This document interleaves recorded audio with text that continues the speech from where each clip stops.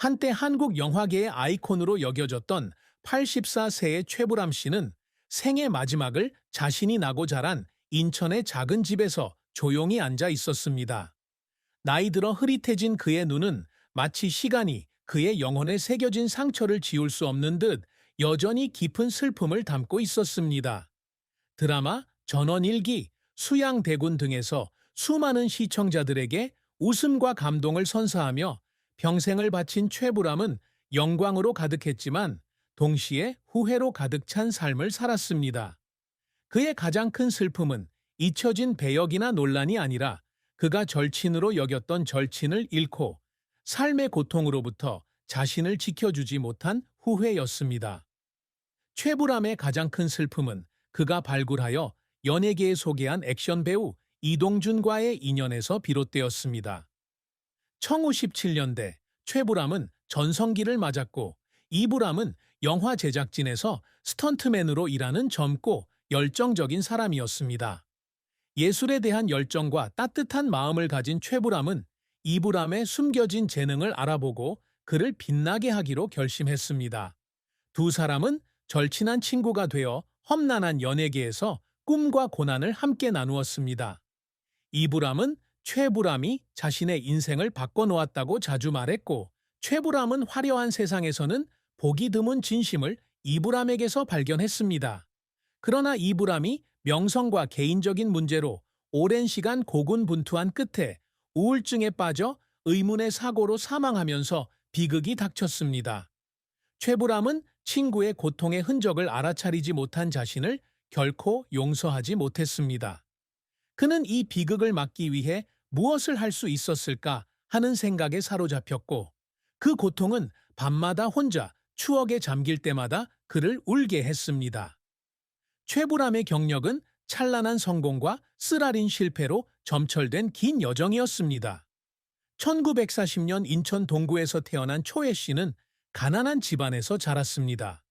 사업가였던 아버지는 그가 어렸을 때 세상을 떠났고, 궁중 약사의 딸이었던 어머니가 홀로 아들을 키웠습니다. 초혜 씨는 어린 시절부터 연극에 관심을 가졌습니다. 중앙고등학교 연극부에 들어가 서라벌 예술대학에 진학하여 연출과 연기를 연마했습니다. 1960년 한양대학교 재학 시절 연극으로 데뷔했고 1976년 KBS에 정식으로 입사하여 드라마 수양대군의 김종서 역을 맡아 빠르게 명성을 얻었습니다. 이 역은 그에게 명성을 가져다 주었을 뿐만 아니라 감성적이고 진정성 있는 배우로서의 이미지를 구축하는 데에도 큰 역할을 했습니다. 1980년대와 1990년대 최불암은 한국에서 가장 사랑받는 배우 중 한 명으로 자리매김했습니다. 특히 20년 넘게 방영된 TV 드라마 전원일기에서의 활약이 두드러졌습니다. 한국 시골의 소박한 삶을 그린 이 드라마는 수백만 시청자들의 마음을 울렸습니다.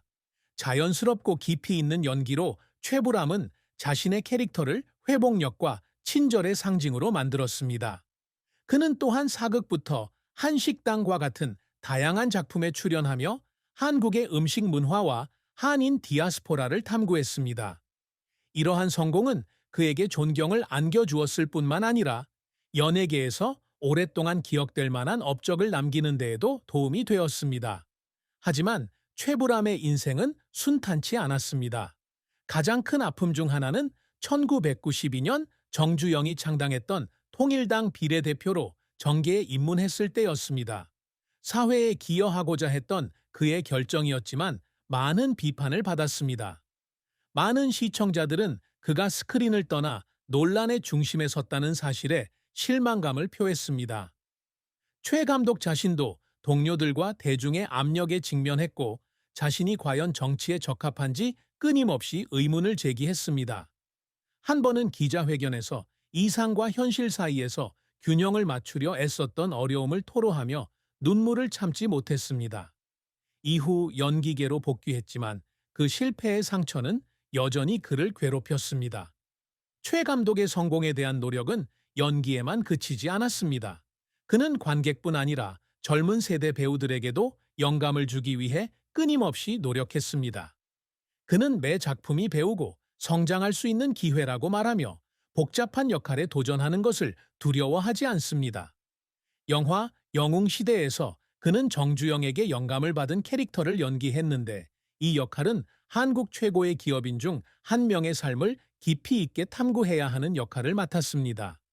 이 역할을 준비하느라 밤잠을 설치기도 했고 한 번은 대본을 다시 읽다가 실화를 전달해야 한다는 책임감에 눈물을 흘리기도 했습니다. 영화는 기대했던 만큼의 성공을 거두지는 못했지만 최불암의 노력은 인정받았고 그는 도전에 맞선 용기를 자랑스럽게 여긴다. 최불암의 업적은 단순히 명예나 수상에 그치지 않는다. 그에게 가장 큰 성취는 관객과 소통하고 각 배역을 통해 의미 있는 순간을 선사한 것이다. 그는 팬들이 자신의 배역이 어려움을 극복하는 데 도움이 되었다는 편지를 보낼 때마다 삶의 의미를 느꼈다고 말한 적이 있다. 그의 가장 자랑스러운 업적 중 하나는 연기에서 진정성의 상징이 된 것이다. 다른 많은 배우들과 달리 최불암은 화려한 배역이나 상업적인 대형 프로젝트를 추구하지 않았다. 대신 그는 영화 시골 일기의 농부부터 영화 수양대군의 역사적 인물에 이르기까지 한국 사람들의 실제 삶에 가까운 배역을 선택했다. 또한 돈가방송 예술대학교 초빙 교수를 역임하며 많은 시간을 교육에 바쳤고 그곳에서 여러 세대의 젊은 배우들에게 영감을 불어넣었다. 최불암은 한식과 식사 프로그램을 통해 한국 문화를 보존하고 홍보하는 데에도 힘썼습니다. 그는 미국에서 일본까지 전 세계를 여행하며 한인 사회와 그들의 음식에 대한 이야기를 기록했습니다. 그에게 이는 단순한 TV 프로그램이 아니라 문화유산을 보존하는 사명이었습니다. 촬영이 수십 시간씩 이어지고 시간대를 넘나들며 열악한 환경에서 일해야 하는 날도 있었습니다. 그는 피로에도 불구하고 결코 불평하지 않았습니다. 이러한 노력이 젊은 세대가 자신의 뿌리를 더 잘 이해하는데 도움이 될 것이라고 믿었기 때문입니다. 비록 큰 상은 아니었지만 조국과 한국 국민에 대한 그의 사랑을 보여주는 이 업적은 그가 가장 자랑스러워하는 것이었습니다. 최불암의 사랑과 결혼은 그의 인생에서 감동적인 순간이었습니다. 그는 양가를 설득하는 힘든 여정 끝에 1970년 배우 김민자와 결혼했습니다. 한부모 가정의 외아들인 최불암은 여배우와의 결혼이 자신의 삶을 어렵게 만들 것이라고 걱정하는 어머니의 반대에 부딪혔습니다. 하지만 최 씨는 김민재에 대한 깊은 사랑으로 포기하지 않았습니다. 김민자가 근무하는 KBS로 자리를 옮겨 그녀와 가까이 지내고 그녀를 돌보기까지 했습니다. 비록 순탄치만은 않았지만 그들의 결혼 생활은 50년이 넘도록 이어져 왔으며 한국 연예계에서 가장 오래 지속되는 결혼 생활 중 하나로 자리 잡았습니다. 하지만 그들의 사랑은 항상 순탄했던 것은 아닙니다. 결혼 초기 최 씨와 김민자는 일과 가정의 책임이라는 압박에 직면했습니다. 동비와 동또미라는 두 자녀가 있었기에 일과 육아의 균형을 맞추는 것은 큰 도전이었습니다.